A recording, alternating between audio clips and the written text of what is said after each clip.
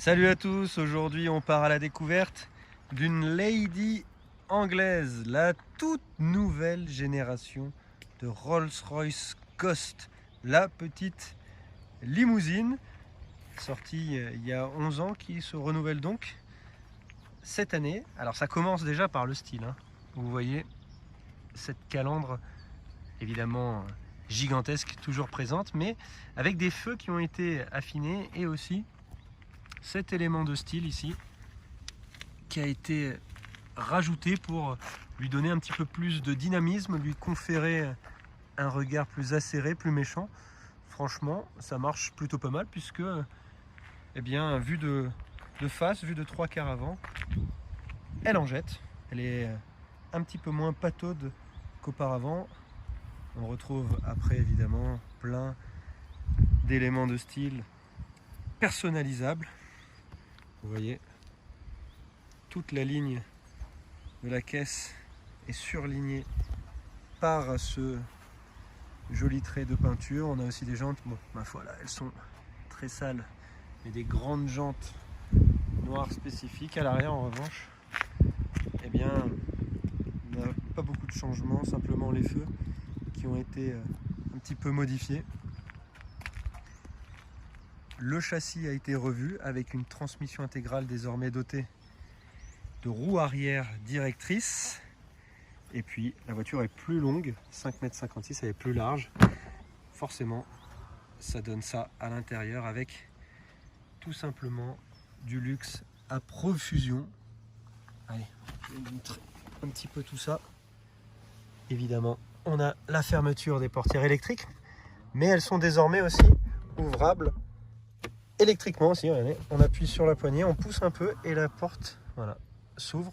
C'est assez pratique puisque les ouvrants sont très lourds. On a toujours bien sûr le système d'infodivertissement qui est géré à l'arrière par cette molette, ou l'écran tactile, siège massant, ventilé, chauffant, la totale. On a aussi bien sûr la cave réfrigérée juste là, avec les petites coupettes de champagne. Aux places avant, même chose, on a une instrumentation entièrement numérique, écran qui a été revu, et puis évidemment le fameux Ghost, désormais en option avec 850 petites étoiles. On a le pavillon étoilé aussi, classique de chez Rolls-Royce. Là aussi c'est une option à plus de 11 000 €. C'est assez colossal. Qu'est-ce que je peux vous dire d'autre? Évidemment, le moteur V12 biturbo 571 chevaux, repris du Cullinan dans cette configuration là, avec beaucoup de couple, 850 Nm de couple, parce qu'il faut quand même tracter les 2,5 tonnes de cet énorme bébé. Le 0 à 100 4 secondes 8 est assez impressionnant.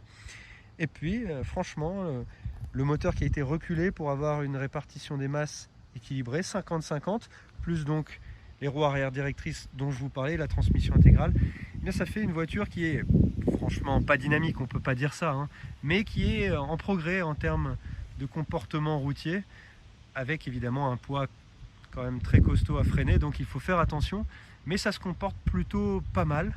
C'est assez facile à prendre en main, la direction est très douce, bien sûr, c'est hyper confortable, avec une suspension pneumatique prédictive qui scanne la route. Vous pouvez désirer, vous pouvez l'avoir chez Rolls-Royce. Pour cela, il suffit de payer et de demander n'importe quelle option, à condition bien sûr de rajouter une grosse somme au prix initial qui est d'environ 350 000 € sans option, sans malus. Notre modèle d'essai est à plus de 400 000 € sans le malus bien sûr, donc évidemment c'est peut-être la petite limousine de chez Rolls, mais le prix est à la hauteur des prestations de confort et d'insonorisation, parce que là aussi franchement c'est du haut niveau.